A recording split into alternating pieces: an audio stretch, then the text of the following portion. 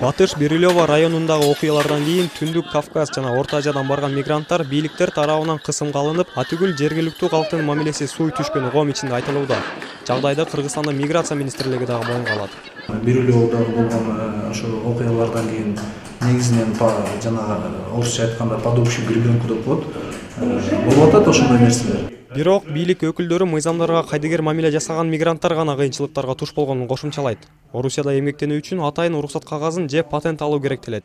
Буга карабастан талапты бардык эле мигранттар аткара бербейт. Маселен, Кыргызстандан баргандардын дээрлик көпчүлүгү эч кандай документ албай иштеп келет. 530 миң биздин жараныбыз Россия Федерациясына кириптир. Ошонун ичинен 133.500-ü официалдуу түрдө, легалдуу түрдө уруксат кагаздарын алып, мыйзам негизинде иш алып барып жатат. 530 миңден 130 миңди дебит коюңуздар, ошонун калгандары жана бул повестка дегенге келип атат. Орусияда чет өлкөлүк жарандар иштөөгө уруксат берген кагазды 90 күндүн ичинде алуусу шарт.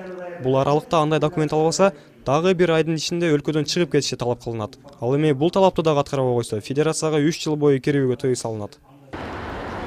Сыртта атуулдаруусун укуктары тепселенип жатканы аларды билбестиктен келип чыгат. Бирок укуктарга ээ болуу үчүн ишкердүүлүктү мыйзам чегинде алып баруу зарыл. Мен биринчи жолу бартам, бул менин жолдошум. Сиз кандай документ алыш керек экенин билесизби? Мен эми үйрөтөт да, жолдошум баратпай.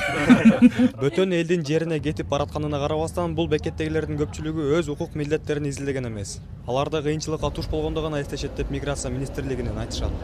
Барып жумушу жок болуп, жер аптала сатылып неткендер анан ошол убакта гана кайрылышат да. Кеңеш сурап, күнүнө министрликке 50-60 адам кайрылат экен. Алардын көпчүлүгү Орусияга жөнөйүн деп жаткандар. Маалымат алуу менен мигранттар сыртта иштөөсүн бир топ жеңилдете алышат. Атайын ушу даярдалган брошюралар адам сатуудан сак болот деп. Азыр барганда билбес жерге туш болгондо баары эле ушундай кабыл болот го. Мындан тышкары, Манас аэропорту аркылуу чыгып жаткандар Орусияга кире албай тургандардын тизмесинде бар жогун акысыз текшертип алышса болот. Бүгүнкү күндө бул тизмеге 40 миңге чукул кыргызстандык киргени маалым.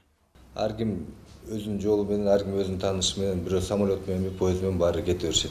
Бизге келип консультация алгандар барганда бир хотя бы осведомлен болот да. Кандай болгон күнү дагы жумуш издеп, аны сырттан тапкан мекендештерибиз мамлекеттин колдоосуна муктаж. Андыктан бул жакта чоң иш алып баруу зарыл дейт парламенттин депутаты. 1 миллион тегерегине жарандарыбызга сөзсүз мамлекет көңүл буруш керек.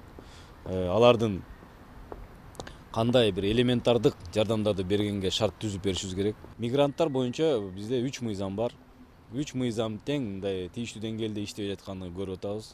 Миграция маселеси акыркы жылдары негизгилерден болуп баратканы байкалат. Бейрасмий маалыматтарга ылайык, учурда Орусия менен Казакстанда 1 миллионго жакын журтташыбыз эмгектенип келе жатат. Алар үй бүлө жакындарына акча которуу менен өлкөгө жыл сайын 2 миллиард доллардай каражат алып киришет.